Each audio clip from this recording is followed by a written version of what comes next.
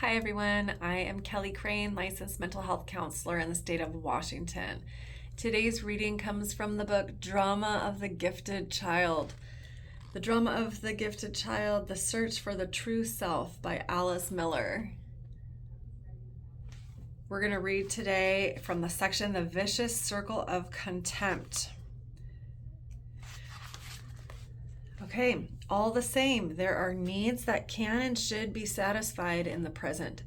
Among these is every human being's central need to express herself, to show herself to the world as she really is, in word, in gesture, in behavior, in art, in every genuine expression, beginning with the baby's cry.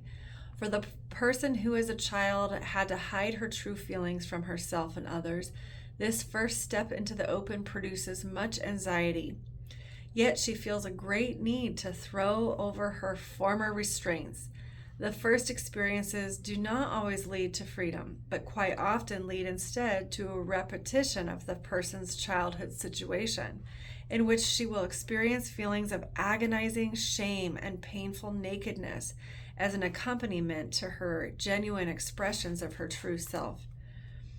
With the infallibility of a sleepwalker, she will seek out those who, like her parents, though for different reasons, certainly cannot understand her. Because of her blindness caused by repression, she will try to make herself understandable to precisely these people, trying to make possible what cannot be.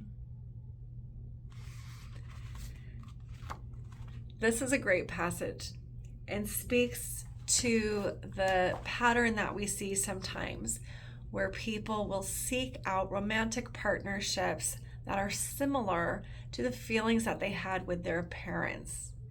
So in this passage, it talks about how when we are free to finally express ourselves in adulthood, we often choose the same kind of people to express ourselves to, because we're still trying to get our parents' approval.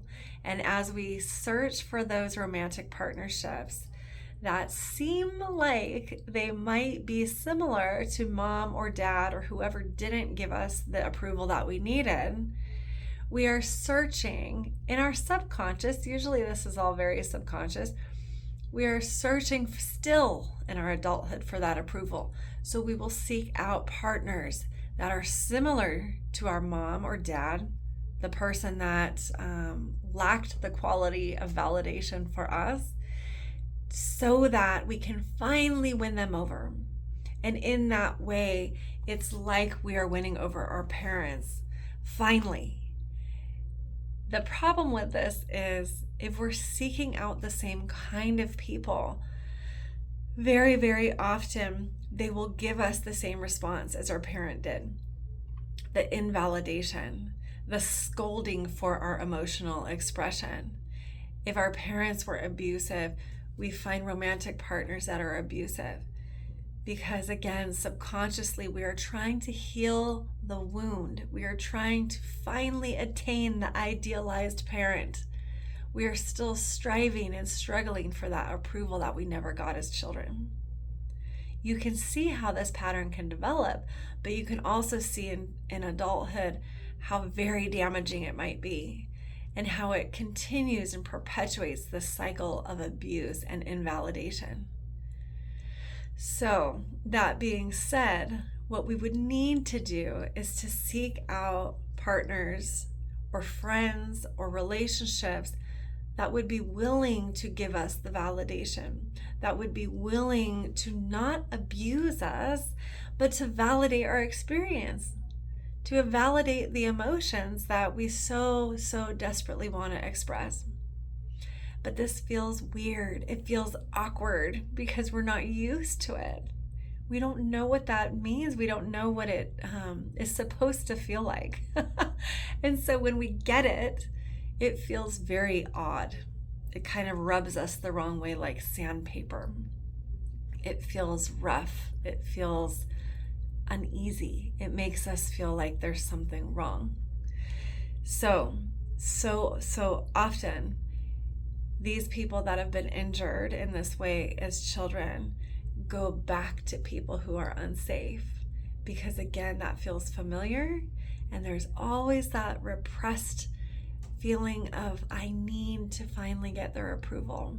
So we're going to look for these people to get the approval, and in some way that validates our whole experience as children. It finally tells us that, okay, I'm okay, because this type of person finally validated me.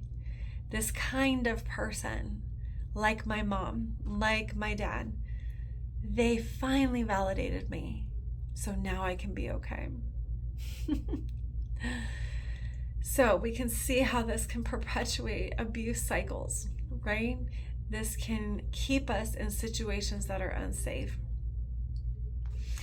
I implore you, when you find a relationship that will be stable, that will provide validation, it will feel a little bit uncomfortable. In some ways, it feels boring because we don't have the drama of the trying, and the abuse, right? The drama that keeps this, feeling perpetuating. We don't have that. It feels safe. It feels flat. It feels boring. I want to warn you that this is a normal experience for somebody who has had like tumultuous relationships in childhood and in adulthood. For the person that has had up and down relationships, abusive relationships, dramatic relationships, chaotic relationships, when we finally get into a relationship that is stable, that is mutually giving and loving, that is mutually validating, it's going to feel boring. It's going to feel very flat. And you know what? It is flat. That takes some getting used to. I assure you, what feels boring and flat to you may just be the healthiest relationship you've ever been in, and you're just not used to it. So I implore you and encourage you to give it a shot, to give it a chance. If there are no red flags, if everything feels safe, if everything feels right, but it just feels boring, I encourage you to hang in there. Stick with it a little bit longer. See if you start to get used to the feeling of safety. I know it's going to be really strange.